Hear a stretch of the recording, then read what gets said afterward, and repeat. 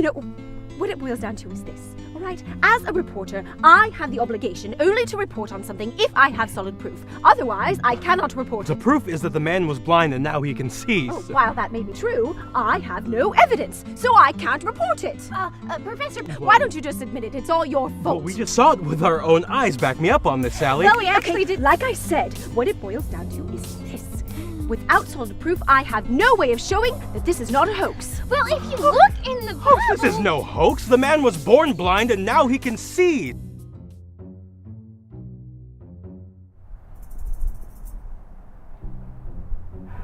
Mr. Bixby! Mr. Bixby! Yes, I'm back here. Oh, Miss Mayfield.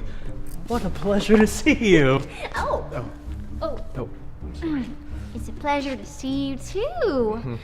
Mr. Bixby, why are you as dirty as a puppy playing in the rain? Well, I was just making some corrections to the blurf, the biblical attitude ultimate resonance fluctuator, since I ran into some problems last time I used it.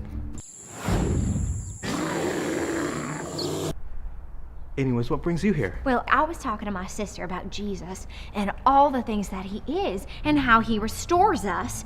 And Well, what do you mean by restores? well, that he takes away our sin and shame, and that through his grace we are taken into a relationship with him. Yes, it does happen. But does he? Because my sister asked where he did that in the Bible, and I didn't know, and I was trying to find it, and I was very stressed, and I started to cry. No matter. I, Theodore Bixby, Bible investigator, will take the case. Oh, thank you, Mr. Bixby. All right, where to? Well, that reminds me of a time that Jesus restores a blind man's sight. That sounds exciting. All right, where is it? It's in John 9.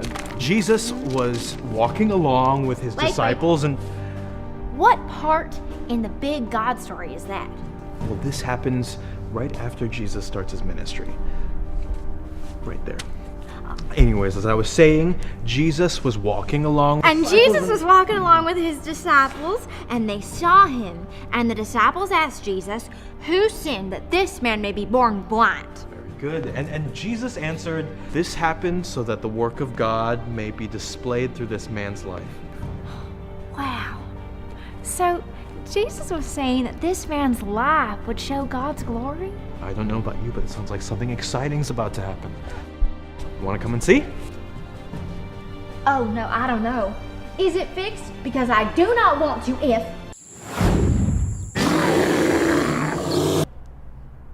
Well, there's only one way to find out. Right.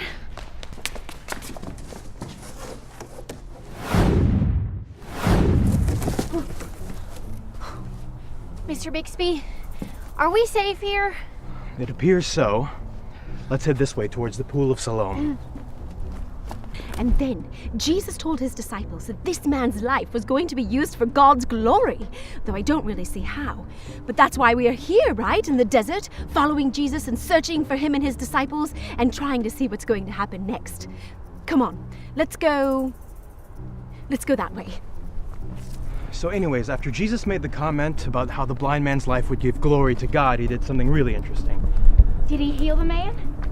Eventually, but not in the way that you'd expect. He spit on the ground, mixed it with dirt to make mud, and rubbed it in the blind man's eyes.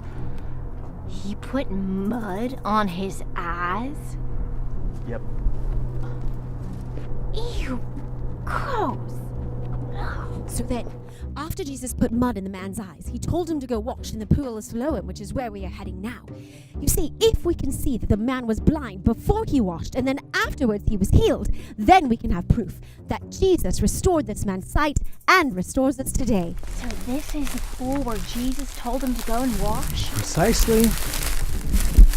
Where is he? Well, if my calculations are correct, he should be coming around the corner right about now. Quick, hide! He's coming! Are you getting any of this?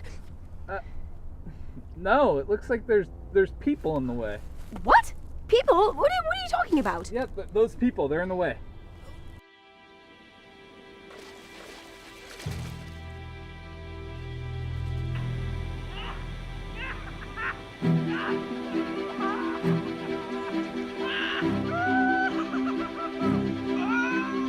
No! He's leaving! He's gone! Did you get any of that? This is just really disappointing. You see, without the proper evidence, we cannot report it and maintain our journalistic integrity. Let's just go back to camp. That was amazing. I cannot believe that we got to see it. Hey, you! Us? Yes, you! It's all your fault! You must be mistaken.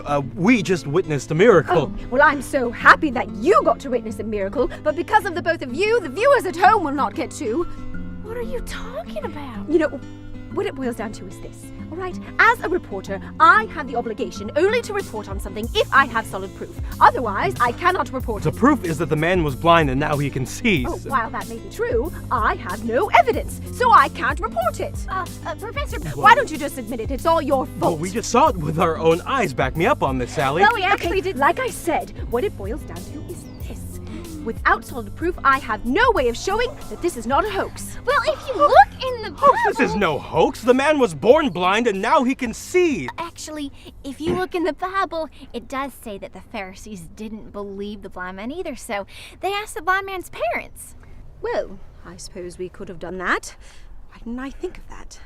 And what did the parents tell the Pharisees? He was blind, but now he could see. You know, I really must apologize. I'm sorry. You two were right all along. It's more than all right. You see, just as Jesus restored the blind man's sight, he restores us in our lives today. Hey, you guys. Yes, Sally? That's not where this part of the big God story ends. It isn't? No! All right, it says that the Pharisees went and found the blind man, and they called Jesus a sinner. Yes, and he responded by saying... Whether or not this man is a sinner, I do not know. But one thing I do know is that I was blind, and now I can see. If this man were not of God, he would be able to do nothing. That must have made the Pharisees really angry. Oh, it did! They said to him, "How dare you lecture us?" And then they threw him out. And the man had known he had been healed and had come into contact with God, and he proclaimed it loudly. Oh, this is so fascinating. Oh, I wish I could have been there. What happened next? Well, Jesus heard about what happened with the Pharisees, so Jesus went to find the blind man. And when he did, he asked him, "Do you believe in the Son of Man?" And remember, he had never seen Jesus before, so he didn't know who he was. Exactly. And so the blind man said, "Who is he that I might believe in him?" And Jesus said, "You have seen him. In fact, he is the one speaking to you." Oh, this is so incredible. I don't know what I would do if Jesus was standing right in front of me. Well, the blind man said, "I believe," and he worshipped him. Well, Sally, we came back to see if Jesus restores. Does he? Absolutely. Not only did he restore the blind man's sight, but he restores us into relationship with him continually. This is amazing. And you know what? What? The proof we needed was right here the whole time. Oh, why didn't I think of that? Me too. I was trying to tell you the whole time. Hey, where's mine? Mine? Well, Sally, shall we get back to the blurf? All right. It was nice to meet you, Geraldine. Very nice meeting the both of you as well. Well, crew, rumor has it that Jesus is going to raise someone from the dead.